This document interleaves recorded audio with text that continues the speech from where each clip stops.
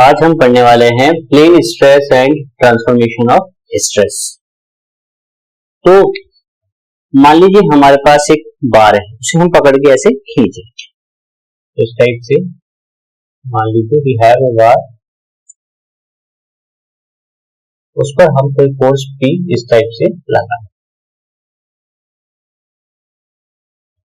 तो इस पे मान लीजिए मैं पहले सेक्शन लेता हूं कोई ये वाला 1 सेक्शन और फिर लेता हूं ये वाला 2 नंबर सेक्शन। तो इसको बताने के लिए हम इस ऑब्जेक्ट का यूज करते हैं, इसको हम पकड़ के ऐसे खींच रहे हैं, ठीक है।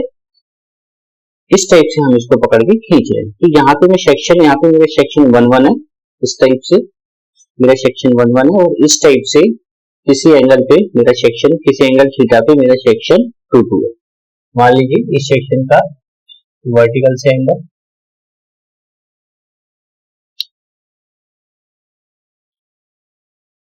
इस एंगल को हम नाम देते हैं थीटा, ठीक है। तो ये जो सेक्शन है, इन दोनों सेक्शंस पे हमको स्ट्रेसेस निकालने हैं। तो सेक्शन नंबर 1 मतलब ये वाला सेक्शन, इसको काट के यदि मैं सामने से देखूंगा तो कैसा दिखाई देगा। तो मान लीजिए इसको काट के मैं इतना पोर्शन, इसको काटने के बाद इतना पोर्शन आपको दिखा रहा हूं, तो ये इतना बचेगा। इतना बचने के बाद इसको यदि मैं सामने से देखूं तो कैसा दिखाई देगा, ऐसा। इस पर स्ट्रेस कैसे एक्ट कर रही है, इस टाइप से, ठीक है। यदि फोर्स P इस तरफ लग रहा है, फोर्स P इस तरफ लग रहा है, तो स्ट्रेसेस कैसे एक्ट करेगी, ऐसे, इस टाइप से पूरे सेक्शन पे स्ट्रेसेस एक्ट करेगी, ठीक है। तो यदि सेक्शन 1 सेक्शन जो आपका 1 है, ये वाला जो आपका सेक्शन 1 था, इस पर मान लीजिए मैं कोई एक छोटा सा पॉइंट लगा रहा हूँ, ठीक है। इस पॉइंट पर मैं एक स्ट्रेस एलिमेंट उठाता हूँ। इस पॉइंट पर क्या उठा रहा हूँ, एक स्ट्रेस एलिमेंट, ठीक है। तो वो स्ट्रेस एलिमेंट भी खिंचाव में होगा, है ना। स्ट्रेस एलिमेंट होता है, स्ट्रेस एलिमेंट की शेप हम मानते हैं पैरेललोपाइपेड। क्या शब्द है, पैरेललोपाइपेड। और ये 6 पैरेललोग्राम से मिलके बना होता है और बहुत छोटा होता है, ठीक है। तो सेक्शन 1 जो मेरा था, दोबारा बता देता हूं, ये मेरा बार है। मान लीजिए फोर्स P इधर लग रहा है, सेक्शन काटा, सेक्शन काटने के बाद आपको कुछ ऐसा दिखाई देगा। फिर आपको ये सेक्शन, ये 1 का सेक्शन, कुछ क्रॉस सेक्शन ऐसा दिखाई देगा। यहाँ पर कहीं पर से भी मैंने कोई क्या उठा लिया, एक छोटा सा स्ट्रेस एलिमेंट उठा लिया, जिसकी शेप पैरेललोपाइपेड होती है। तो उस स्ट्रेस एलिमेंट को यदि मैं यहाँ पे शो करूं तो वो स्ट्रेस एलिमेंट कैसा दिखाई देगा, कुछ ऐसा दिखाई देगा। मान लीजिए मैं इसको 3D में बनाऊं, उस स्ट्रेस एलिमेंट को यदि मैं 3D में बनाऊं तो कुछ ऐसा दिखाई दे, और इसके एक्स डायरेक्शन में, यदि ये वाली डायरेक्शन हम क्या लेके चल रहे हैं, ये वाली डायरेक्शन क्या लेके चल रहे हैं, एक्स। इस टाइप से स्ट्रेसेस एक्ट हो रही है, ठीक है।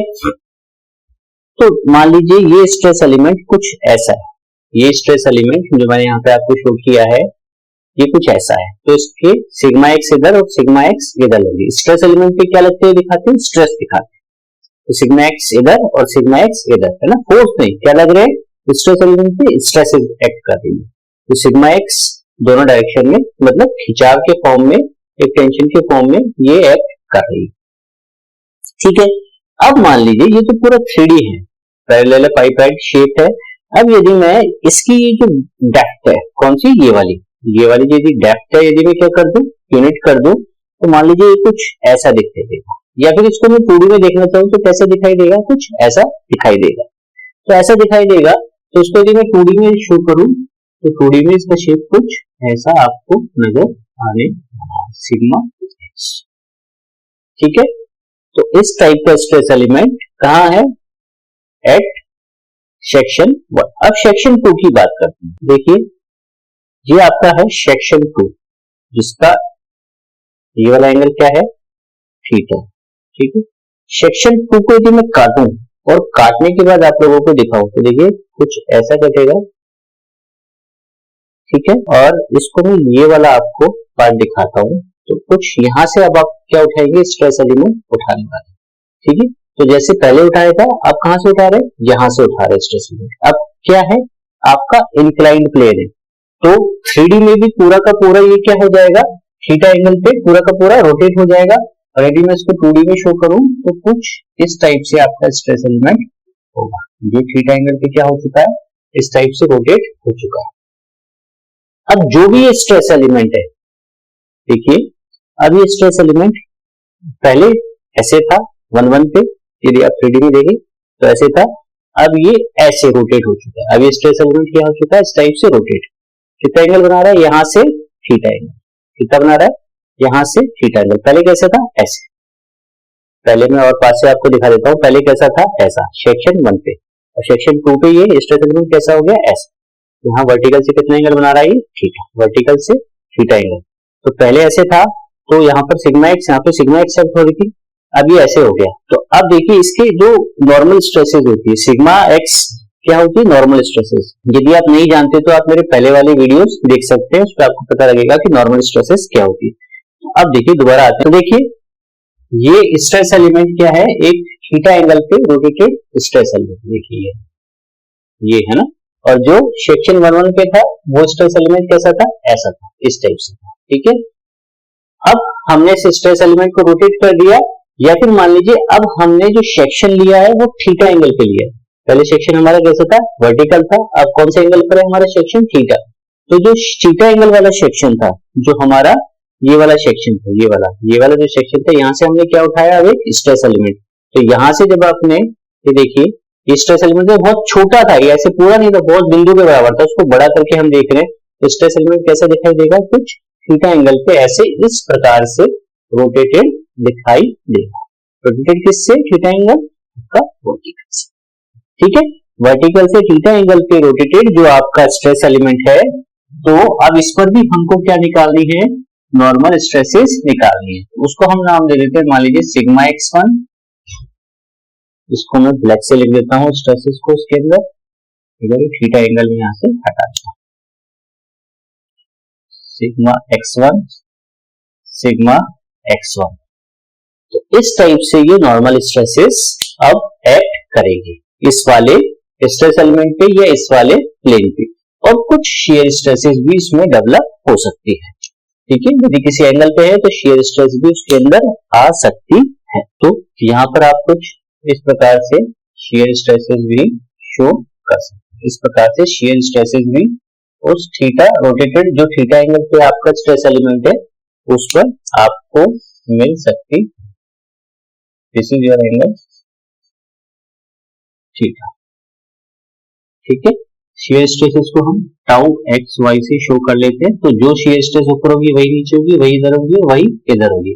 ये ऑलरेडी हम जान चुके हैं हमारे शुरुआत वाले वीडियोस में। यदि पता नहीं है तो आई बटन पे क्लिक कीजिए और जाके देखिए। अब देखिए ये तो बात हुई एक बार की, जो टेंसाइल फोर्स पे, जिस पर एक टेंसाइल फोर्स एक्ट हो रहा था। अब बात करते हैं बीम की, कि बीम के केस में क्या होता है। बीम क्या एलिमेंट होता है, बीम पर इनप्लेन लोडिंग लगती है, जिससे बीम क्या होती है, बेंड होती है। तो उस केस में स्ट्रेसेस का क्या सिनेरियो होता है, थोड़ा सा डिटेल में देखते हैं। थोड़ा सा लंबा वीडियो होगा, लेकिन आप इस वीडियो को पूरा देखेंगे, अच्छे से समझेंगे, तो बहुत सारे कंफ्यूजन आपके आज दूर होने वाले। इसको मैं हटा दूं। मान लीजिए ये आपकी एक सिंपली सपोर्टेड बीम है, उस पर कोई पॉइंट लोड एक्ट हो रहा है, मान लीजिए कोई पी पॉइंट लोड एक्ट हो रहा है। यहाँ पर कोई सेक्शन है, सेक्शन 1 1, उस पर हमको स्ट्रेसेस पता करनी है। तो चलिए हम एक फिजिकल मॉडल लेके थोड़ा सा इसको डिटेल में समझते हैं, जिससे आज आपकी बहुत सारी चीजें क्लियर होंगी। देखिए ये एक सिंपली सपोर्टेड बीम है और इसकी मेरे दोनों हाथ मान लीजिए सपोर्ट है। तो इस पर अब हम एक पॉइंट लोड लगाते हैं, तो देखते हैं कि इसकी बेंडिंग कैसे होती है। तो पूर्वेश प्लीज इस पे पॉइंट लोड अप्लाई कीजिए। अब देखिए, ठीक है, हट जाइए। इस टाइप से यदि पॉइंट लोड एक्ट हो रहा है, देखिए सेंटर पे एक पॉइंट लोड पी एक्ट होता हुआ मानिए, तो बीम की बेंडिंग कैसी हो रही है, कुछ इस प्रकार से हो रही है। जब बीम की बेंडिंग कुछ इस प्रकार से हो रही है, तो देखिए ऊपर वाले फाइबर, ये जो ऊपर वाले फाइबर, ये वाले फाइबर, ये फाइबर तो क्या हो रहा है, दब रहे हैं। और जो नीचे वाले फाइबर है, ये वाले, ये बीम के, जब बीम इस प्रकार से आपको क्या हो रही है, बेंड हो रही है, तो ये नीचे वाले फाइबर, ये वाले नीचे वाले फाइबर क्या हो रहे हैं, ये खींच रहे हैं। आप खुद देखिए नीचे खिंचाव आ रहा है और ऊपर दबाव आ रहा है, ठीक है। अब इस दबाव और इस खिंचाव के बीच, मतलब इनको बोलते हैं टॉप फाइबर, इसको बोलते हैं बॉटम फाइबर। अभी बॉटम फाइबर किसमें है? खिंचाव में है। टॉप फाइबर किसके अंदर है? आपका दबाव में, कंप्रेशन में है। बॉटम फाइबर आपका टेंशन में है। इन कंप्रेशन और टेंशन के बीच एक ऐसी लेयर होगी जिस पर ना तो कंप्रेशन हो रहा होगा और ना ही टेंशन हो रहा होगा, या बोल सकते हैं जो ना तो लेंथ में बढ़ रहा होगा खिंचाव के कारण वो फाइबर, ना ही लेंथ में कम हो रहा होगा इस दबाव के कारण। तो बीच में कहीं ऐसी एक सरफेस है जिसका फाइबर ना तो खिंच रहा है और ना ही बढ़ रहा है। तो चलिए उस सरफेस को हम कुछ इस प्रकार से शो करते हैं। तो देखिए इस दबाव जो कि टॉप फाइबर पे हो रहा है और खिंचाव जो कि बॉटम फाइबर पे हो रहा है अभी, तो इस दबाव और खिंचाव के बीच ये जो अलग अलग फाइबर, मान लीजिए कि आपको टॉप फाइबर दब रहा है, फिर कुछ दब रहा है, लेकिन कुछ बीच के बाद क्या खिंचाव स्टार्ट हो रहा है। देखिए नीचे खिंचाव हो रहा है और ऊपर क्या हो रहा है? दबाव। नीचे क्या हो रहा है? खिंचाव, और ऊपर क्या हो रहा है? दबाव हो रहा है। तो ऐसे टॉप फाइबर और बॉटम फाइबर के बीच एक ऐसी सरफेस होगी जिस पर ना तो दबाव होगा ना ही खिंचाव होगा, मतलब उसका वो फाइबर ना तो खिंच रहा है और ना ही वो दब रहा है। तो ऐसी एक सरफेस होगी। ये जो सरफेस है, ये मान लीजिए ये सरफेस पूरे में इस टाइप से जो चीज है, जो मैंने यहाँ पे लगाया है, ये पूरे में मान के चलिए। तो कहीं पर भी मैं सेक्शन काट के देखूंगा तो सेक्शन कैसा दिखाई देगा? कुछ इस प्रकार से दिखाई देगा। तो ये जो सरफेस है, ये सरफेस क्रॉस सेक्शन को, कौन सी सरफेस? इस सरफेस को बोलते हैं न्यूट्रल सरफेस। न्यूट्रल सरफेस क्यों? क्योंकि इस सरफेस का फाइबर ना तो खिंच रहा है ना ही दब रहा है। अभी जो हमारा लोडिंग का कंडीशन है, पॉइंट लोड भी ऊपर से एक्ट करेगा सिंपल सपोर्टेड बीम पे, तो बीम कैसे बेंड होती है? कुछ इस टाइप से बेंड होगी। तो नीचे वाले जो फाइबर है, बॉटम के जो फाइबर है, वो क्या हो रहे हैं? खिंच रहे हैं। कौन से वाले? आपके ये वाले फाइबर। और टॉप वाले फाइबर क्या हो रहे हैं? दब रहे हैं। लेकिन बीच में एक ऐसी लेयर होगी फाइबर्स की जो ना तो खिंच रही है और ना ही दब रही है, ठीक है। तो उस फाइबर की लेयर को हम क्या बोलेंगे? Neutral surface. तो ये इसको आप पूरे में इमेजिन कीजिए। ये जो ऐसा मैंने ये जो सरफेस बनाया हुआ है, ये आप यहां से लेके यहां तक पूरे के अंदर इमेजिन करके चलिए। तो ये जो न्यूट्रल सरफेस सेक्शन को जहां काटती है, ये न्यूट्रल सरफेस पूरे में है, कहीं पर भी मैं काटूंगा तो कैसा कुछ मुझे दिखाई देने वाला है। तो ये न्यूट्रल सरफेस, ये सेक्शन, न्यूट्रल सरफेस सेक्शन को जहां काटेगी तो एक लाइन बनेगी। इस लाइन को क्या बोला जाता है? Neutral axis. जो NA करके आप लोग देखते हैं किताबों में, दैट इज न्यूट्रल एक्सिस। तो जहां न्यूट्रल सरफेस सेक्शन को काटती है तो एक लाइन मिलती है। ये लाइन आपको दिख रही है, आपको 3D में भी आप विजुलाइज कर सकते हैं। This is your neutral surface, this is your section. तो न्यूट्रल सरफेस जहां सेक्शन को काटी, क्या मिला हमें? Neutral axis. Neutral surface, cross section, neutral axis, ठीक है। न्यूट्रल एक्सिस के ऊपर वाले फाइबर किसमें है? कंप्रेशन में। देखिए, और नीचे वाले फाइबर किसमें है? टेंशन में। तो ऊपर क्या एक्ट हो रहा है? आपकी न्यूट्रल एक्सिस से ऊपर क्या एक्ट हो रहा है? Compressive stresses. और न्यूट्रल एक्सिस से नीचे, न्यूट्रल एक्सिस के ऊपर कंप्रेसिव स्ट्रेसेस, और न्यूट्रल एक्सिस के नीचे आपकी लग रही है टेंसाइल स्ट्रेसेस। तो इसको यदि हम फिजिकली शो करें तो कुछ ऐसे शो कर सकते हैं। तो देखिए ये जो न्यूट्रल एक्सिस है, न्यूट्रल एक्सिस से ऊपर वाले फाइबर किसमें थे? कंप्रेशन में। तो जो कंप्रेसिव स्ट्रेसेस एक्ट हो रही है, कुछ ऐसे एक्ट हो रही है। देखिए 3D में भी आप इसको देखें और इसको सामने से देखें तो ये तो क्या है? कुछ इस प्रकार से। ये वाला तो क्या हो जाएगा आपका? Neutral axis. ये देखिए, यहाँ पे देखिए, ये न्यूट्रल एक्सिस है और ऊपर क्या है? ये कंप्रेसिव स्ट्रेसेस एक्ट हो रही है। और नीचे क्या हो रही है? इसी प्रकार से टेंसाइल स्ट्रेसेस एक्ट हो रही है। देखिए ऊपर एक्ट हो रही है आपकी कंप्रेसिव स्ट्रेसेस और नीचे एक्ट हो रही है आपकी टेंसाइल स्ट्रेसेस। इस टाइप से स्ट्रेसेस एक्ट होती है। तो देखिए अब ये जो कंप्रेसिव स्ट्रेसेस थी, ठीक है, यदि मैं इसको बनाऊं, ठीक है, इसको एक बार मैं अभी ये स्ट्रेसेस यहां से हटा देता हूं, ठीक है। ऊपर कंप्रेसिव लग रही है। देखिए जो इनका नेचर कुछ ऐसा होता है कि जो टॉप फाइबर पे ये मैक्सिमम लगती है और जो न्यूट्रल एक्सिस पे बेंडिंग स्ट्रेसेस क्या हो जाती है? 0 हो जाती है, ठीक है। तो इस टाइप से आपकी स्ट्रेसेस एक्ट होगी। तो यदि मैं अब एक बार इनको स्ट्रेसेस को यहां से हटा लेता हूं, ठीक है, अब ऊपर के फाइबर क्या हो रहा है? दब रहे हैं और नीचे के फाइबर खींच रहे हैं। तो ये तो हो गई बेंडिंग स्ट्रेसेस। तो वो तो हमने अभी स्ट्रेस डिस्ट्रीब्यूशन देखा था, बेंडिंग स्ट्रेस। तो बेंडिंग स्ट्रेस के कारण कंप्रेशन और टेंशन आ रहा था, जैसे कि हमने देखा। तो ऊपर वाला न्यूट्रल एक्सिस के ऊपर आपकी, न्यूट्रल एक्सिस से ऊपर आपकी लग रही थी कंप्रेसिव स्ट्रेसेस और नीचे लग रही थी आपकी टेंसेस। अब देखिए बीम के किसी भी सेक्शन पे, मान लीजिए कोई सेक्शन 1-1 था, वही सेक्शन मैं आपको दिखा रहा हूं, मान के चलिए इस पर शियर स्ट्रेसेस भी एक्ट होती है। तो शियर स्ट्रेस का वेरिएशन कुछ ऐसा होता है, देखिए इस टाइप से होता है। कैसा होता है? पैराबोलिक वेरिएशन होता है। ये पूरा 3D में मान के चलिए, मान लीजिए ऐसे भी पूरा यूं आप इसको 3D में विजुअलाइज कीजिए, इसको जो पैराबोला में बनाया इसको ऐसे भी मानिए और पीछे भी मानिए, पूरा 3D में विजुअलाइज कीजिए। तो कुछ इस टाइप से वेरिएशन होता है। यदि मैं इसको बनाऊं तो कुछ इस टाइप से वेरिएशन आपका होता है। किसका? शियर स्ट्रेसेस का। शियर स्ट्रेस, तो इस टाइप से शियर स्ट्रेसेस का वेरिएशन होता है। ये क्या था हमारा? Neutral surface. न्यूट्रल सरफेस जहां सेक्शन को काटती है क्या बनता है? Neutral axis. तो अब मैं 5 पॉइंट लेके चल रहा हूं बीम के, 1 2 3 4 5, ठीक है। तो यदि मैं 5 पॉइंट लेके चल रहा हूं, सेक्शन काट के आपको इस तरफ से आपको दिखा रहा हूं, मतलब मैं कहां देख रहा हूं? सेक्शन के इस तरफ, ठीक है। ये वाला पोर्शन में आपको कुछ दिखाना चाह रहा हूं। तो मान लीजिए इस पे रिएक्शन P/2 थी, तो P/2 थी, ठीक है। तो अब यहाँ का स्ट्रेस एलिमेंट मैं आपको उठा के बताने वाला हूं, ठीक है। तो स्ट्रेस एलिमेंट पे देखिए, अब स्ट्रेस एलिमेंट मैंने कितने ले लिए? 1 2 3 4 5, 5 जगह से मैं स्ट्रेस एलिमेंट उठाऊंगा। मान लीजिए 1 2 3 4 5, 1 यहाँ, 2 यहाँ, 3 न्यूट्रल एक्सिस पे, 4 यहाँ और 5 यहाँ। तो वो कुछ मैंने यहाँ पर ऐसे शो कर दिए। तो जो भी स्ट्रेस एलिमेंट होगा, मान लीजिए एक पॉइंट के बराबर स्ट्रेस एलिमेंट था, तो उसको मैंने बड़ा करके ऐसे दिखा दिया। ये स्ट्रेस एलिमेंट होगा 2 पर, फिर 3 पर, फिर 4 पर, फिर 5 पर। चलो बात करते हैं 1 पर। 1 पे कौन कौन सी स्ट्रेस एक्ट हो रही है? 1 पे एक तो बेंडिंग स्ट्रेस एक्ट हो रही थी, वो भी किस नेचर की? कंप्रेसिव। और 5 पे कैसी हो रही थी? टेंसाइल। हमने देखा था ना अभी सेक्शन पे, मैंने आपको करके बताया था। और 2 पर भी बेंडिंग स्ट्रेस एक्ट हो रही थी। और 3 पे क्या बेंडिंग स्ट्रेस एक्ट हो रही थी? नहीं हो रही थी, क्योंकि 3 मतलब हम कहाँ आ गए? न्यूट्रल एक्सिस पे या न्यूट्रल सरफेस पे, न्यूट्रल सरफेस या न्यूट्रल एक्सिस पे, है ना। यहाँ पे भी मार्क करता हूँ 1 2 3 आपका न्यूट्रल एक्सिस पे, 4 एंड 5, 1 2 3 4 5।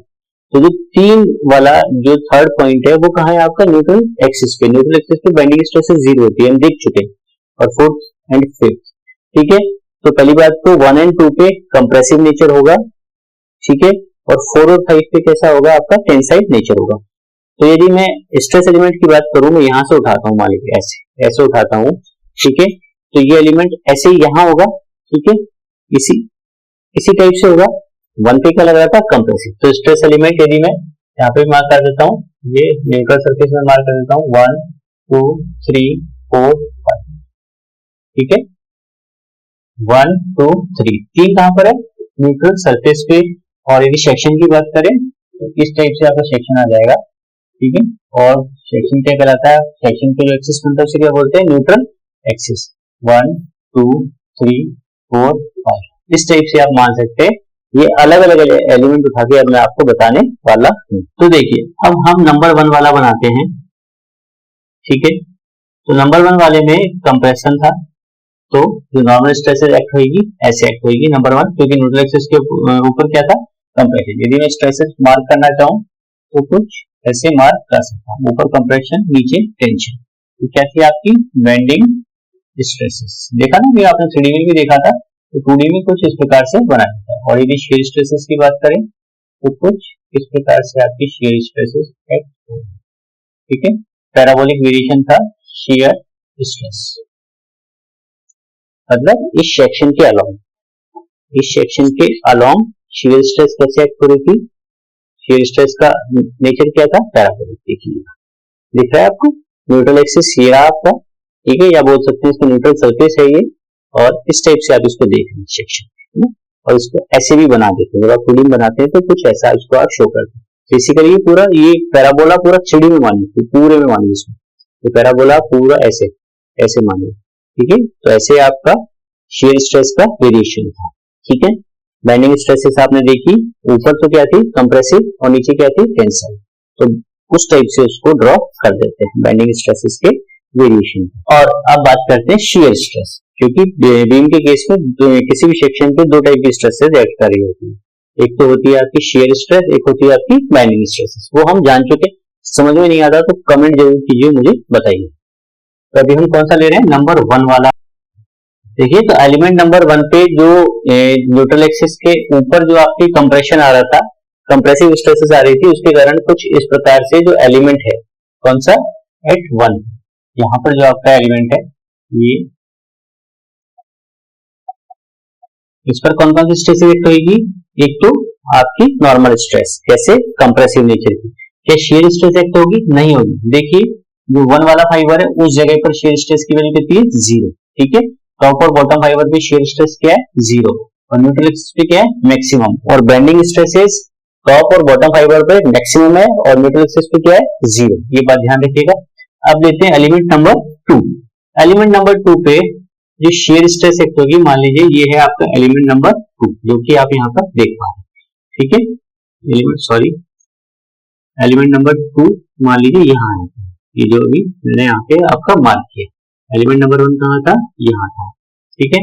एलिमेंट नंबर 2 मान लीजिए कहीं यहाँ है, तो यहाँ पे एक तो क्या लग रही है, नॉर्मल कंप्रेसिव स्ट्रेसेस और शेयर स्ट्रेस की वैल्यू भी कुछ ना कुछ आ रही है। तो शेयर स्ट्रेस की डायरेक्शन कैसे होगी, इधर देखिए, यदि P/2 ऐसे लग रहा है तो सेक्शन पे शेयर स्ट्रेस इफेक्ट होगी नीचे की तरफ, मतलब यदि ये आपका 2 है तो इधर कैसे लगेगी, नीचे की तरफ, मतलब ऐसे नीचे, और ये वाला आपका ऊपर आ जाएगा, और इसके अपोजिट इस टाइप से आपका पूरा शेयर स्ट्रेस एक्ट हो जाएगी। अब बात करते हैं वो एलिमेंट जो कि कहाँ है आपका, न्यूट्रल एक्सिस पे, एलिमेंट नंबर 3, इसकी बात करते हैं। तो एलिमेंट नंबर 3 के लिए क्या होगा आपका, क्या बाइंडिंग स्ट्रेस इफेक्ट होगी एलिमेंट नंबर 3 पे, नहीं होगी, क्योंकि एलिमेंट नंबर 3 कहाँ है आपका, न्यूट्रल एक्सिस पे, और न्यूट्रल एक्सिस पे देखिए बाइंडिंग स्ट्रेसेस की वैल्यू क्या आ रही है, 0। सिर्फ क्या एक्ट होगी, शेयर स्ट्रेसेस, वो भी क्या है यहाँ पर, शेयर स्ट्रेसेस मैक्सिमम है। तो शेयर स्ट्रेसेस मैं यहाँ मार्क कर देता हूँ, देखिए सेम टाइप से। ऐसे यदि आप 4 नंबर बनाए, अब 4 नंबर में क्या आंसर आ जाएगा, देखिए 4 और 2 में क्या अंतर है, ये देखिए आप, देखिए 2 में जहां आपकी कंप्रेसिव स्ट्रेसेस एक्ट हो रही थी, अब क्या लगेगी, टेंसाइल, क्योंकि न्यूट्रल एक्सिस के नीचे क्या है, जो आपका 4 नंबर पॉइंट है, कहाँ है, न्यूट्रल एक्सिस के नीचे, और न्यूट्रल एक्सिस के नीचे क्या है आपका, टेंसाइल नेचर की स्ट्रेसेस है, और साथ में क्या एक्ट होगी आपकी, शेयर स्ट्रेसेस, इस टाइप। हम बात करते हैं 5th नंबर की। 5th नंबर पे आपकी शेयर स्ट्रेसेस अगेन 0 हो जाएगी। 5th नंबर क्या है, कहां पर है 5th नंबर आपका, बॉटम फाइबर पर, बॉटम फाइबर की शेयर स्ट्रेसेस क्या है आपकी, 0 है। तो सिर्फ क्या होगी आपकी, नॉर्मल स्ट्रेसेस, ये आ जाएगा आपका एलिमेंट नंबर 5। तो इतना सब देखने के बाद हमको कुछ बेसिक समझ में आया, हमको स्ट्रेस एलिमेंट के बारे में समझ में आया, हमको ये समझ में आया कि स्ट्रेस एलिमेंट के स्ट्रेसेस कैसे कैसे एक्ट होती है। तो चलिए अब हम एक कॉमन स्ट्रेस एलिमेंट बनाते हैं। तो जो आज का हमारा टॉपिक का फर्स्ट जो वर्ड हमने लिखा है, प्लेन स्ट्रेस, उस पे हम अब जंप करते हैं। अभी तक जो वीडियो था वो था आपकी बेसिक समझ बढ़ाने के लिए, बेंडिंग के लिए, शेयर स्ट्रेस का वेरिएशन के लिए, कोई इंक्लाइंड प्लेन पे आपको यदि स्ट्रेसेस निकालनी है, नॉर्मल एंड शेयर स्ट्रेसेस, तो आपको कैसे निकालनी है, इन सबकी एक बेसिक समझ थी। अब हम चलते हैं, ये सारे स्ट्रेस एलिमेंट आपने देख लिए, बीम के अलग अलग लोकेशन पे अलग अलग स्ट्रेस एलिमेंट, इससे हमारी क्या कुछ बेसिक समझ बढ़ी स्ट्रेस एलिमेंट्स के बारे में, ठीक है। स्ट्रेस एलिमेंट्स वैसे होता 3D में है, पैरेललोपाइपेड शेप होता है उसका, लेकिन हम उसका यूनिट डेप्थ लेके उसको किसमें कन्वर्ट कर लेते हैं, 2D स्ट्रेस एलिमेंट्स में। यदि ये आपको अभी तक समझ में नहीं आया तो आप कमेंट करके लिखिए, मैं इसका एक्सप्लेनेटरी वीडियो जरूर बना के आपको बहुत अच्छे से और समझाऊंगा, लेकिन कमेंट आप क्लियर लिखिएगा कि आप क्या समझना चाहते हैं या कहां आपको कंफ्यूजन हुआ। देखिए अब हम ध्यान से देखेंगे कि प्लेन स्ट्रेस एलिमेंट क्या है। हम प्लेन स्ट्रेस एलिमेंट पे आ गए, क्योंकि स्ट्रेस एलिमेंट के बारे में अभी तक अपन ने काफी डिस्कस कर लिया। अब देखिए मैं यहाँ पे 3D में स्ट्रेस एलिमेंट बना देता हूँ पहले। ये मान लीजिए आपका एक स्ट्रेस एलिमेंट है, जिसके ये एक्सिस बना देता हूँ, ये एक्स है, ये वाई है और ये जेड। इस पे इस डायरेक्शन में अपन स्ट्रेसेस एक्ट कर देते हैं, सिग्मा एक्स, वाई में आपका एक्ट हो जाएगा सिग्मा वाई, जेड में एक्ट हो जाएगा आपका सिग्मा जेड। अभी मैंने तीनों डायरेक्शन में स्ट्रेसेस एक्ट कर, लेकिन देखिए टॉपिक क्या है, प्लेन स्ट्रेस, मतलब एक प्लेन में ही सारी की सारी स्ट्रेसेस एक्ट हो रही है। देखिए ये एक्स और ये है वाई और ये है जेड। एक्स और वाई का प्लेन एक ही है, तो जब तक सिग्मा एक्स और सिग्मा वाई एक्ट हो रहे हैं तो आप बोल सकते हैं कि स्ट्रेसेस मेरी एक ही प्लेन में एक्ट हो रही है। जेड ये है, आउट ऑफ प्लेन है, तो जेड को भी हम यहाँ पर यहाँ पर से हम इसको जेड को हटा देते हैं। तो एक्स डायरेक्शन में हमें मान के चल रहे हैं, तो जेड डायरेक्शन में हमें मान के चल रहे हैं कि कोई भी स्ट्रेस एक्ट नहीं हो रही। ठीक है, इस प्रकार से हम इसको लिख सकते हैं। ठीक है, तो जो स्ट्रेसेस नॉर्मल स्ट्रेसेस एक्ट हो रही थी वो सिर्फ इन प्लेन एक्ट हो रही है, एक्स वाई प्लेन में ही एक्ट हो रही है। और साथ में क्या लग रही है, मान लीजिए कुछ shear stresses tau x y करके कुछ इस प्रकार से शेयर स्ट्रेसेस इस फेस पे इस फेस पे इस फेस पे इस फेस पे एक्ट हो रही है। अब मैं यदि इसकी डेप्थ, ये जो डेप्थ है, ये वाली जो डेप्थ है, उसको क्या ले लूं, यूनिट ले लूं। यूनिट लेके यदि इसको मैं 2D में बनाऊं तो ये स्ट्रेस एलिमेंट कुछ मुझे ऐसा दिखाई देगा। Sigma x, sigma x, sigma y, इस प्रकार से आपकी क्या होगी, शेयर स्ट्रेसेस। इसको हम टाउ एक्स वाई बोलेंगे। सारी शेयर स्ट्रेसेस क्या होती है, सेम होती है। ये हम ऑलरेडी जानते हैं हमारे पिछले वीडियोस, पिछले लेक्चर्स के थ्रू। तो इस प्रकार के एलिमेंट को बोला जाता है प्लेन स्ट्रेस एलिमेंट। यही क्या कहलाता है आपका प्लेन स्ट्रेस एलिमेंट। एक बार मैं 3D वाला डायग्राम यहां से हटा देता हूं और आगे हम अब एक बार मैं इसमें से शेयर स्ट्रेसेस सारी गायब कर देता हूं और सिर्फ एक ही डायरेक्शन में स्ट्रेस लगाता हूं। मान लीजिए सिग्मा एक्स लगा रहा हूं, सिग्मा वाई भी लगा सकता था, कोई ऐसा कंपल्सन नहीं। हमारे लिए सिग्मा वाई या सिर्फ सिग्मा एक्स ही एक्ट हो रहा है।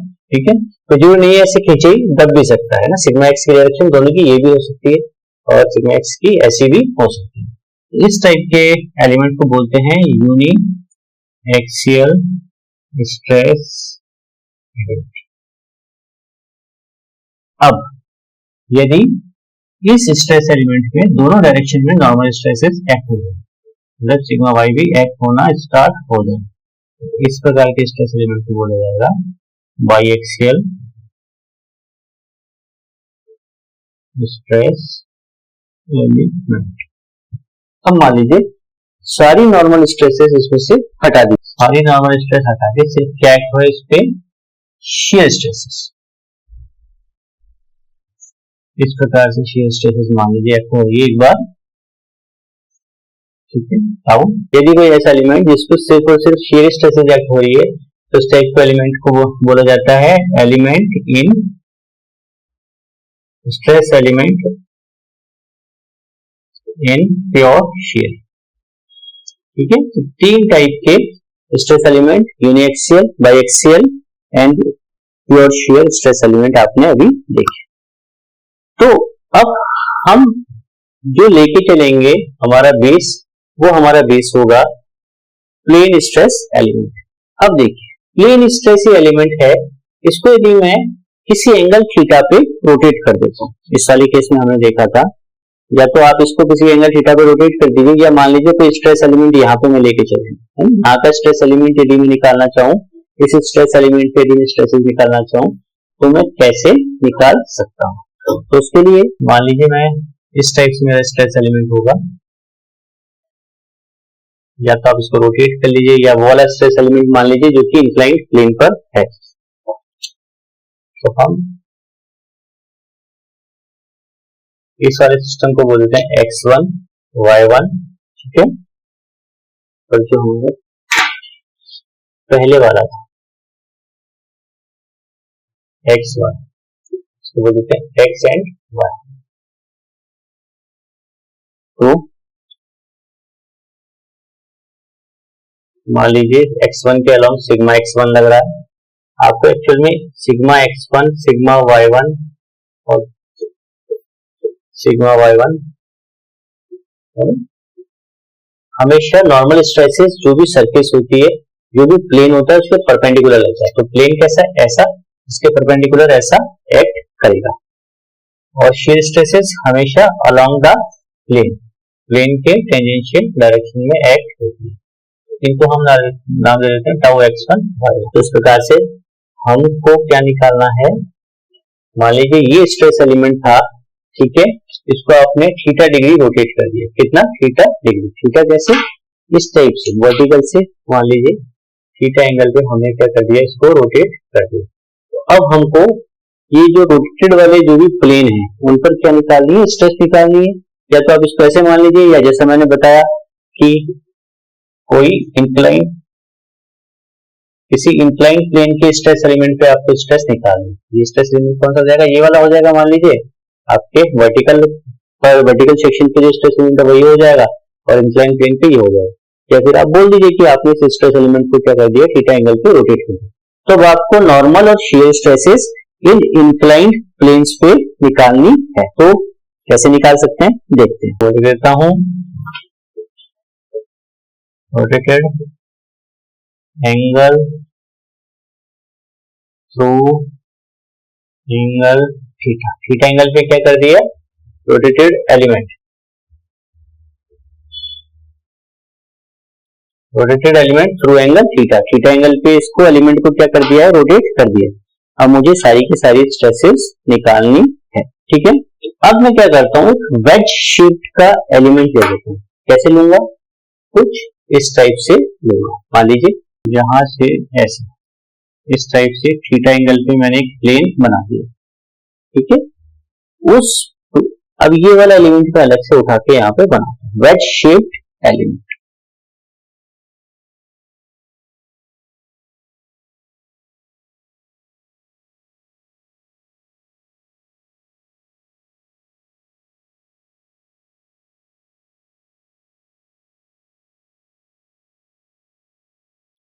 तो देखिए ये वेज शेप्ड का एलिमेंट मैंने यहाँ पर शो कर दिया, ये वाला अलग से।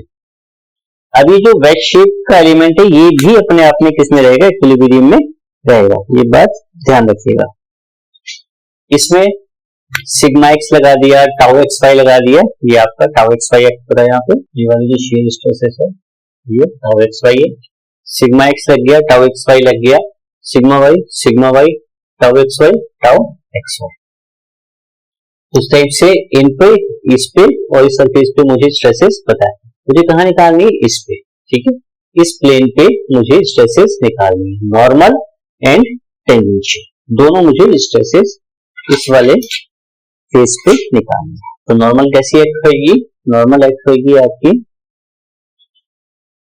कुछ इस प्रकार से, और टेंजेंशियल कैसे, जो शेयर स्ट्रेसेस एक्ट होगी तो इसको अपन 1 लगा के, जैसे सिग्मा x1 और टाउ x1 y1, मतलब जो इंक्लाइन प्लेन है वहां पे y1 सब्सक्रिप्ट आपने काम में ले लिया, sigma x1 tau x1 y1।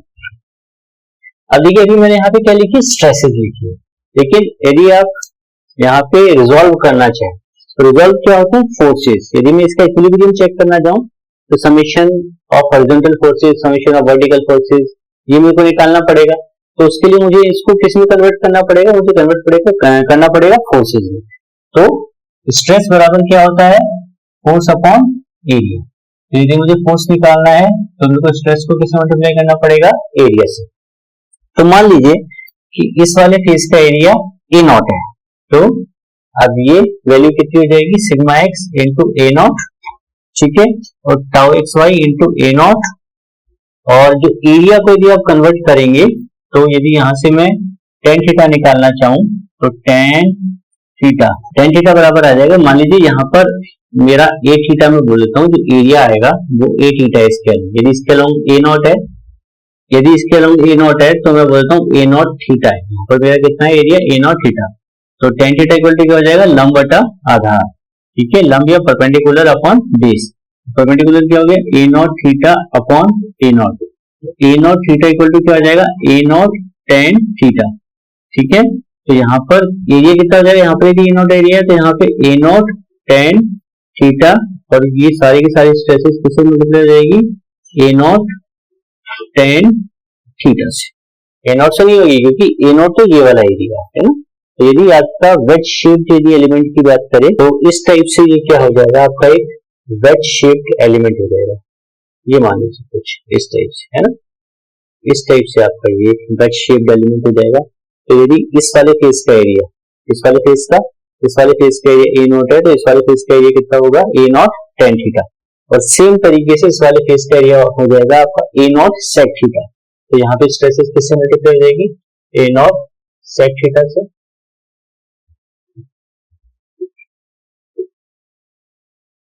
ठीक है, अब आपको कुछ ही नहीं करना, आपको summation of horizontal forces equal to 0 and summation of vertical forces equal to 0 ये करना है।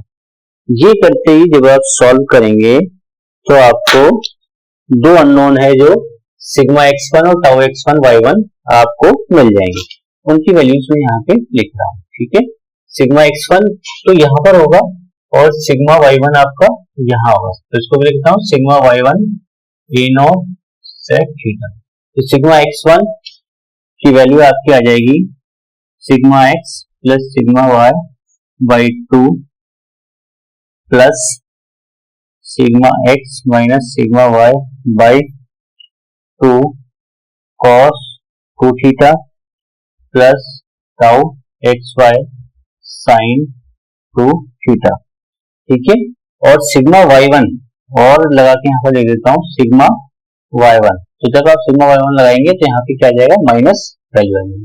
तो sigma x1 plus sigma y1 मतलब नॉर्मल स्ट्रेसेस कहाँ पर इंक्लाइंड प्लेन पर। नॉर्मल स्ट्रेस इंक्लाइंड प्लेन पे मतलब जो भी आपका प्लेन है, जो इंक्लाइंड प्लेन जो कि थीटा एंगल पे आपका रोटेटेड है, जो थीटा एंगल पे जो आपका प्लेन है वहां पे नॉर्मल स्ट्रेसेस की वैल्यू आप इस इक्वेशन से निकाल सकते हैं। इसे ही ट्रांसफॉर्मेशन इक्वेशंस बोलते हैं, और यही क्या कहलाता है ट्रांसफॉर्मेशन ऑफ स्ट्रेस। मतलब आपको इन प्लेन्स पे स्ट्रेसेस पता थी तो किसी थीटा एंगल वाले प्लेन पे आप स्ट्रेस निकाल सकते हैं, सिग्मा x1 और सिग्मा y1। ऐसे जब आप सॉल्व करेंगे तो आप टाउ x1 और y1 की वैल्यू भी यहां से निकाल सकते हैं। Tau x1 y1 equal to आपका आ जाएगा minus sigma x minus sigma y by 2 sine 2 theta plus tau xy cos 2 theta. तो ये दोनों इक्वेशंस आपको याद रखनी होगी। ठीक है, तो इस टाइप से आपने स्ट्रेसेस निकाल दी किसी इंक्लाइंड प्लेन पर जो कि इंक्लाइंड है थीटा एंगल पे वर्टिकल से। चाहे थीटा ऐसे है तो चाहे थीटा आपका ऐसे है, ये एंगल थीटा है तो ये एंगल भी आपका थीटा होगा। आप इसको देख सकते हैं, इसको सॉल्व कर सकते हैं। जब आप सॉल्व करेंगे तो आपकी वैल्यूज ये निकल के आएंगी। These are values at a plane inclined at an angle theta. ठीक है, यदि आपको सिग्मा एक्स और सिग्मा वाई पता है किसी प्लेन्स पे और इन प्लेन से थीटा एंगल वाले प्लेन पे आपको स्ट्रेसेस निकालनी है ना, तो आप इन इक्वेशंस को काम में ले सकते हो। वो एंगल थीटा आपको यहाँ पे रखना, या तो ऐसे बोल दो ये इसको यदि मैं ऐसे रोटेट कर दूं तो कितनी स्ट्रेसेस होगी वो भी आप यहाँ पर मेरे को इन इक्वेशंस की हेल्प से निकाल सकते हैं। सिंपल सा मतलब है सिग्मा एक्स सिग्मा वाई और टाउ एक्स वाई जो दिया हुआ है वहां पर उस दिए हुए को आप कैसा भी घुमा सकते हो। मान लीजिए sigma x sigma y tau x y tau x y tau x y tau x y. ठीक है, ये एक्ट हो रहे हैं। अब इसको मैं थीटा पे घुमा दूं तो स्ट्रेसेस इनके थ्रू में निकाल सकता हूँ। अब जैसे मैंने थीटा पे घुमाया, ऐसे घुमाया, वर्टिकल से ऐसे घुमाया, तो आप यहाँ से थीटा की वैल्यू रख के ये स्ट्रेसेस निकाल सकते हैं इन इंक्लाइंड प्लेन्स पर, ये वाले पर, ये वाले पर, ये वाले पर, ये वाले। अब मैं इसको वापस घुमा दूं तो वापस आप ये वाली जो वैल्यूज है इन वैल्यूज में ये थीटा की वैल्यू रख देंगे तो वापस वो पहले वाली वैल्यूज आपके पास आ जाएगी। मतलब sigma x sigma y tau x y आपको पता है। किसी भी स्ट्रेस एलिमेंट पे आप उस स्ट्रेस एलिमेंट को आप थीटा डिग्री कैसे भी घुमाते हैं तो आप स्ट्रेसेस की वैल्यूज निकाल सकते हैं। This is called transformation of stress. तो आज टॉपिक में इतना ही। नेक्स्ट क्लासेस में हम देखने वाले हैं प्रिंसिपल स्ट्रेसेस क्या होती है, प्रिंसिपल प्लेन्स क्या होते हैं, मैक्सिमम शेयर स्ट्रेस कौन से प्लेन्स पे होती है और मैक्सिमम शेयर स्ट्रेस कितनी होती है, मोर सर्किल क्या होता है, मोर सर्किल ऑफ स्ट्रेस, ये सारे टॉपिक हम कवर करने वाले हैं। तो हमारे साथ जुड़े रहिए, अपने दोस्तों को बताइए, हमारी वीडियोस को पूरा देखिए और ज्यादा से ज्यादा सब्सक्राइब कीजिए, लाइक कीजिए, कमेंट कीजिए और हमारी एक जर्नी है आप लोगों को सिविल इंजीनियरिंग की बेसिक समझाने की प्लस आपको एग्जाम ओरिएंटेड तैयारी करवाने की, उसमें हमारा साथ दीजिए। Thank you.